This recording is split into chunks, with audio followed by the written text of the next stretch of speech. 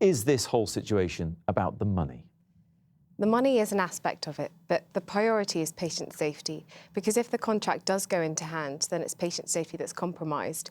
Junior doctors, and all doctors actually, could be forced to work longer hours and have less breaks. So that would be tired doctors making life-saving decisions, and that's our main concern. Alex, what do you think? Is it about the money? Well, obviously the money is an aspect, as Lamis said. A bigger or smaller aspect than... Well, I mean, it's probably bigger. It probably varies from doctor to doctor. I personally think it's a very significant aspect. Hours are obviously another significant aspect, but the two are interlinked because, you know, we're talking about being paid for unsocial hours. You know, how much of a premium do doctors get paid for them? So obviously these things are interlinked. But let's just be clear: the contract will actually limit the number of hours that can be worked in any given week, bring them down from 90 to 72. There are other safeguards in process, such as restrictions on the number of consecutive, you know, particularly arduous or night shifts that can be worked. So it's not a complete removal of that.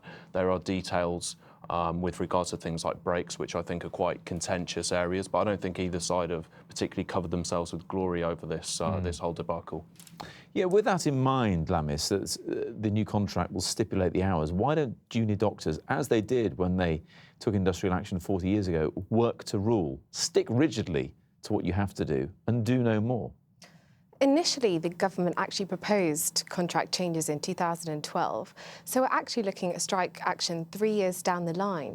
We've been to the negotiation table. We've tried many attempts. We've actually tried to stay within the limits of what the government wants, but they're not agreeing to any of the points. So, of course, we could do that, start with looking at working in the normal hours, but we feel like more action is needed, and we didn't want to go on strike, but this is sort of the last resort. Let's just get a flavour of what other junior doctors are saying. We've had a correspondent on the picket line at Milton Keynes Hospital all day. She asked 3 doctors, junior doctors there, to tell us why they decided to strike.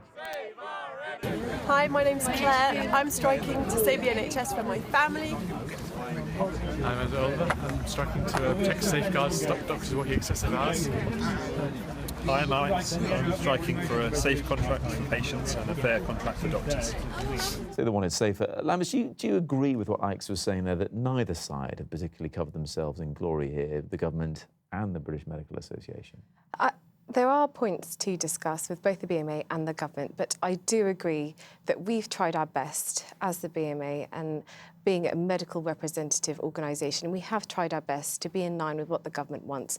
So I would say that there are more holes on the government side in this case. But they do say few junior doctors, very few, will actually lose out when it comes to salary. Oh, absolutely not. I mean, if we just look at, for example, if I decided to specialise in psychiatry, doing a non-resident on call, I could actually be earning less than minimum wage. So with that in mind, Alex, you must have some sympathy with what they're saying. I mean, you wouldn't sign a contract if it stipulated some of these things and perhaps other things you didn't even know about. Well, it doesn't really work like that. I mean, don't sign contracts as such because we have a National Health Service. You know, that it is at the Health Secretary's discretion to just impose the contract. You know, that's the nature of the system. But then they could leave for Canada or Australia or medicine altogether. There is an issue with recruitment of people in medical professions in the United Kingdom, but this is not a new thing. This is not a result of this contract. This has been going on for sort of 20 or so years, and it's because of the system that we have, whereby it's free at the point of use. There's always going to be more demand than there is supply. That means that we have to artificially suppress costs such as wages. That's why